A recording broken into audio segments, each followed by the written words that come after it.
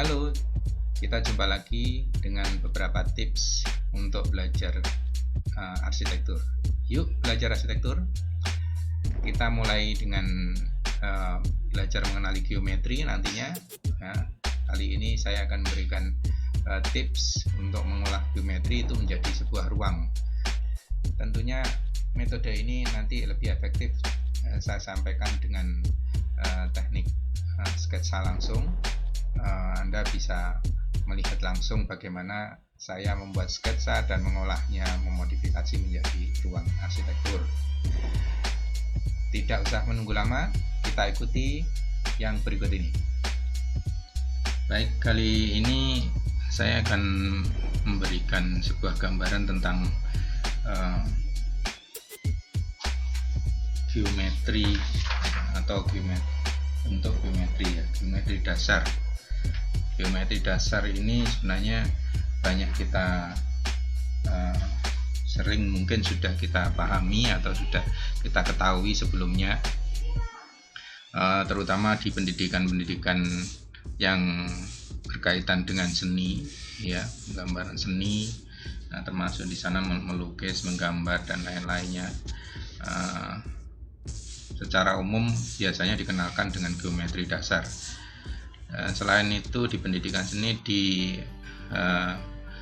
pendalaman ilmu eksak juga dikenali dengan istilah platonic solid ya, geometri, karena pada prinsipnya geometri dasar yang kita kenal itu basisnya adalah matematis ya. Baik, yang kita kenal secara umum, yang paling umum yaitu ini seperti saya gambarkan ya. Mungkin kita bisa langsung mengenali ketika digambarkan sketsa seperti ini ya.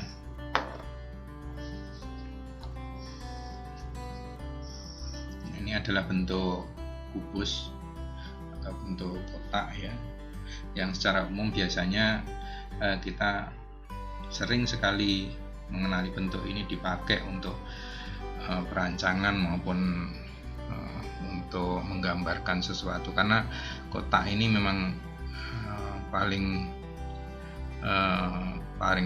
parametrik yang paling mudah untuk digambarkan ya.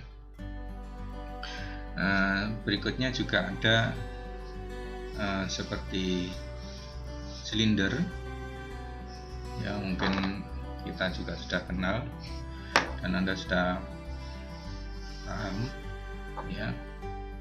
Ini silinder. Silinder ini tabung atau tabung ya, tabung.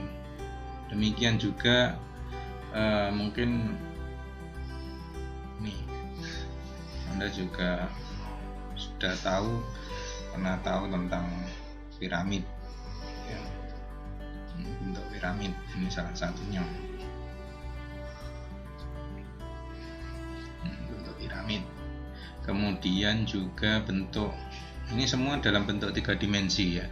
Jadi membuat geometri dasar ini dalam bentuk 3 dimensi. Saya tidak menggambarkan dalam 2 dimensi karena yang kita kompetensi kita sebenarnya dalam perancangan arsitektur itu adalah 3 dimensi.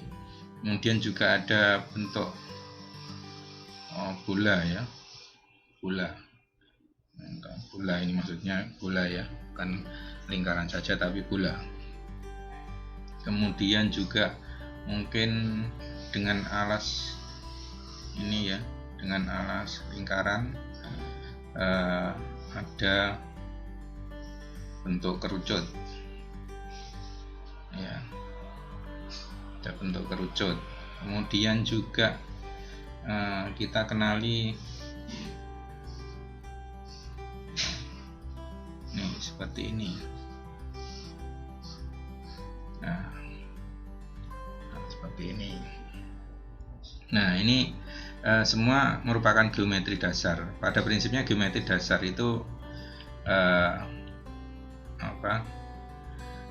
adalah sebuah outline ya, atau atau garis semu, ya, garis semu yang membentuk sebuah siluet benda. Jadi sebenarnya belum tentu geometri ini dalam wujudnya adalah padat, atau belum tentu juga dalam bentuk kosong. Jadi seperti saya berikan perkuliahan kemarin, sebenarnya kan ruang itu adalah kekosongan, ya, kekosongan. Jadi kekosongan, sedangkan bentuk, ya, bentuk itu adalah kepadatan. Nah, pada saat ini kita membahas tentang geometri ini. Jadi belum tentu ini dalam bentuk ini, atau belum tentu juga dalam bentuk ini. Bisa jadi ini, bisa jadi itu.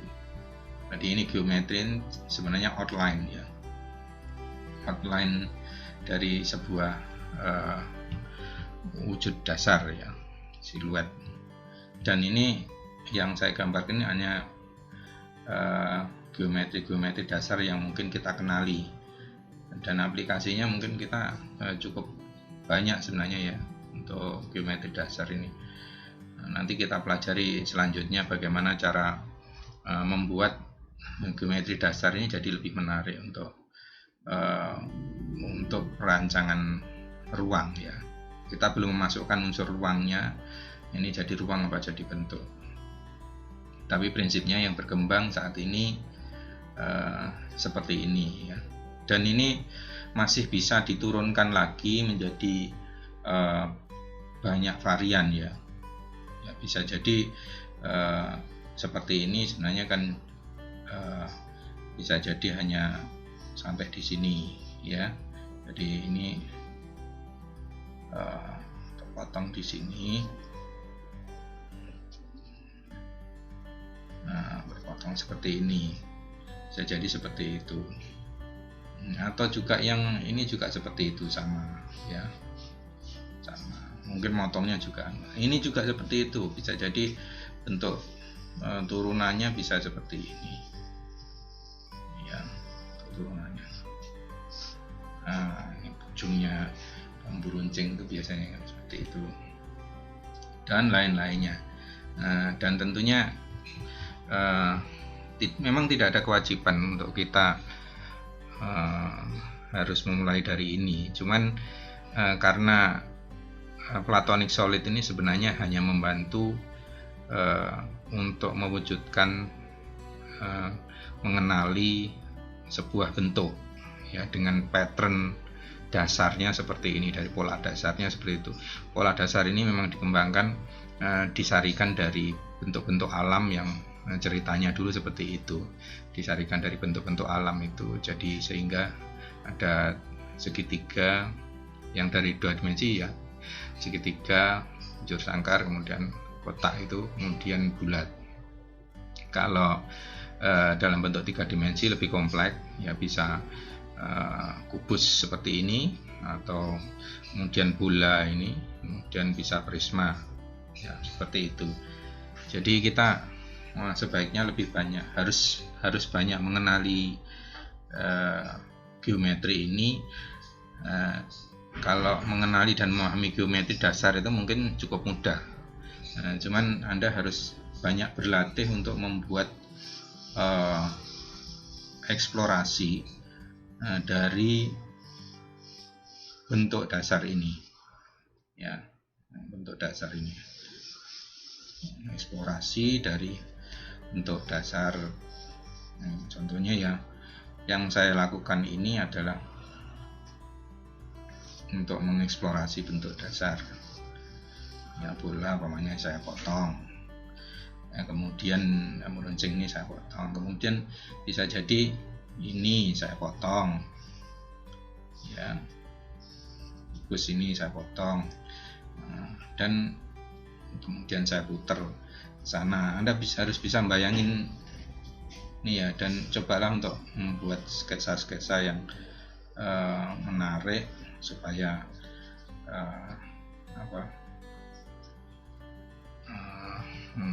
bisa membayangkan 3 dimensinya. Kalau Anda menggambar ini dalam bentuk gravitasi yang seperti ini, cobalah untuk mencoba untuk posisi yang lain, ya, posisi lain. Umpamanya ini gravitasinya kebalik berarti. Jadi saya balik seperti ini. Nah, kalau ini satu sumbu gampang, coba latih dengan sumbu yang dimiringkan, umpamanya. Jadi umpamanya seperti ini, ya, seperti ini. Kemudian karena ini gravitasinya ke sana, nah, miring gini. Jadi Anda coba bolak-balik cara berlatih ruang, geometri ruang itu coba Anda latih dengan memutar bentuk dasar itu. Bentuk dasar itu Anda putar, terus Anda ambil view dari posisi Anda untuk mengambil. Ini kayak ini umpamanya kerucut ini, ya, kerucut tergeletak gini, kerucut tergeletak, ya. Nah, ini Anda bisa, kalau Anda bisa berlatih seperti ini, nanti Anda akan terlatih secara 3 dimensi bagaimana membuat sebuah ungkapan ruang itu yang cantik itu seperti apa. Nanti Anda bisa berlatih di situ, ya. Oke. Nah, kalau Anda bisa, berarti nanti saya yakin kepekaan itu akan semakin muncul lama-lama, ya, karena kepekaan itu harus dilatih dengan berlatih seperti ini. Harus berlatih bolak-balik menggambar, kemudian memodifikasi bentuk itu dari perspektif-perspektif yang berbeda, ya. Kalau Anda bisa seperti itu, saya yakin bisa nanti semakin mahir dalam membuat ruang arsitektur. Karena ruang arsitektur itu sebenarnya kreativitasnya sangat tergantung pada proses kita menerjemahkan atau memodifikasi ruang-ruang ini, ya, geometri ini dalam perspektif yang berbeda, ya, perspektif dari posisi Anda yang berbeda. Saya kira itu membuat permainan jadi lebih menarik nantinya, ya.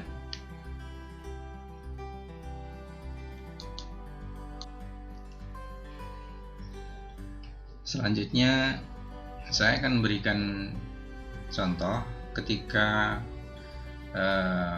geometri dasar tadi mengalami evolusi atau mengalami perubahan bentuk dari yang wujud dasar menjadi berubah, termodifikasi. Jadi banyak cara yang perlu, dan ini harus Anda latih untuk setiap kali, ya. Setiap kali ada waktu, Anda luangkan untuk selalu membuat membuat perubahan atau modifikasi bentuk seperti ini. Umpamanya saya ambil dulu yang mudah untuk dikenali, ya, yaitu untuk ini, ya, untuk kotak. Nah, bentuk kotak ini adalah sebuah geometri, ya. Ini sebuah geometri yang seperti definisinya tadi, geometri adalah sebuah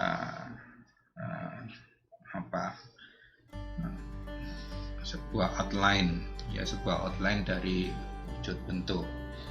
Jadi contohnya seperti ini. Apakah ini jadi ruang atau jadi bentuk padat, itu tinggal kita untuk membuat modifikasinya seperti apa. Karena dalam konteks arsitektur yang bisa digunakan untuk hunian itu, yang dipakai untuk beraktivitas ya. Yang beraktivitas itu adalah ruang. Sedangkan bentuk kepadatan itu sebagai pembatas, biasanya seperti itu. Ya, umumnya seperti itu. Nah, dari geometri ini, sebenarnya saya bisa secara sederhana geometri ini saya bisa membuat ruang dengan geometri dasar kubus ini. Bagaimana caranya ya? Ini salah satunya, umpamanya saya membuat batas, ini saya rupakan jadi sebuah dinding ya, sebuah dinding yang sebelah sana. Sebelah sana saya jadikan sebuah dinding batas. Nah, apakah geometrinya berubah? Masih belum berubah, jadi tetap ini cuman ini sudah muncul sebuah dinding. Kemudian yang sebelah sini apakah mau dibuat dinding penuh? Ya, boleh, silakan, atau buat separuh ya bisa ya. Ini supaya tidak kehilangan wujud geometrinya, biasanya kita ambil bagian-bagian sebagian untuk diisi dengan kepadatan ini, dengan pembatas. Nah, apakah unsurnya juga ini saja, Bang? Tidak ya. Jadi bisa jadi Anda menyusun atau membuat sebuah batang di sini. Nah, ini geometri tetap dalam bentuk kotak ya, tetap dalam bentuk kotak, sehingga meskipun hanya terdiri dari 1, 2, dan 3, ini geometri tetap tersusun seperti ini. Apalagi nanti kalau sudah Anda tambahi, umpamanya di bagian sini ya, bagian sini saya tambahi dinding juga, saya tambahi lempeng maksudnya ya, lempeng. Nah, bisa tersusun seperti itu ya, seperti ini. Jadi di sini geometri tadi sudah berubah bentuk menjadi sebuah ruang untuk bisa beraktivitas. Masalah skalanya nanti bisa disesuaikan. Jadi kalau segini berarti skalanya nanti bisa diperbesar atau perbesar begini ya. Nah, diperbesar kalau memang kurang besar, tapi dengan proporsi yang masih sama ya, proporsi yang masih sama. Nah, proporsi yang masih sama. Nah, ini saya perbesar, nanti wujudnya jadi seperti itu ya.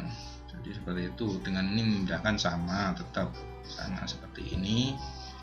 Nah, ini juga kolom sama, nanti bisa kita perbaiki secara mendetail. Ya, dari ini ke sini ini terjadi perubahan proporsi meskipun susunannya mungkin sama, masih ya, komponennya sama.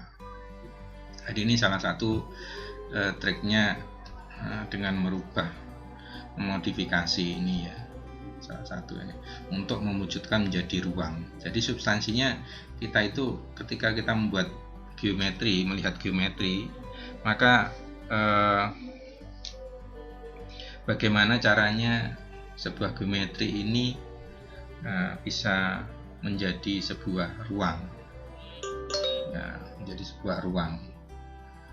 Kalau sebuah ruang itu bisa terbentuk, maka ini kegunaan atau fungsi dari geometri ini sudah berubah ya. Jadi kalau tadi hanya berupa abstraksi wujud bentuk, sekarang sudah mempunyai fungsi untuk ruang. Untuk ruang berarti untuk beraktivitas ya. Masalah skala nanti bisa tapi ide bentuk ruangnya berarti Anda untuk ruangnya seperti ini. Kalau diperspektifkan mungkin jadinya seperti ini. Saya coba membuat perspektifnya ya. Ya mungkin ya sederhana saja ya perspektifnya.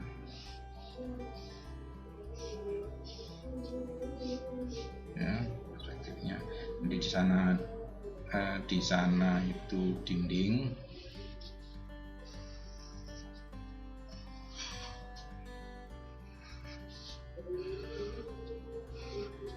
Nah, di sini itu ada dinding juga di depan, yang separuh itu, ya, separuh dinding. Nah, terus di sana itu di belakang tuh ada dinding begini. Kemudian di sini ada kolom.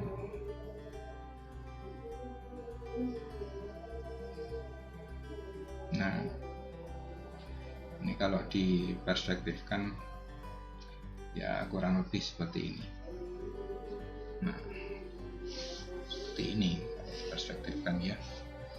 Jadi itu yang dinding belakang.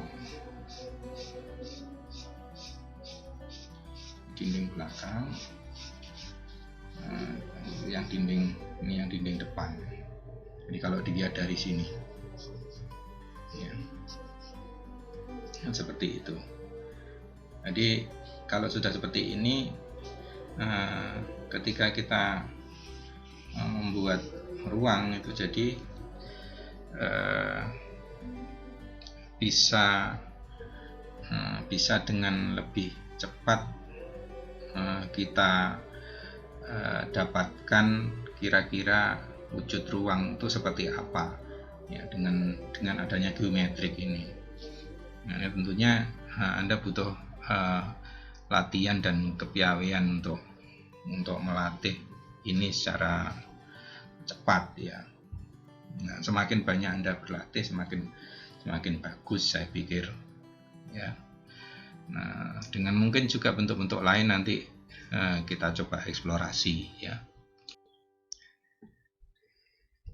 Demikian tadi sudah Anda ikuti bagaimana cara merubah sebuah geometri itu menjadi sebuah bakal ruang arsitektur yang menarik.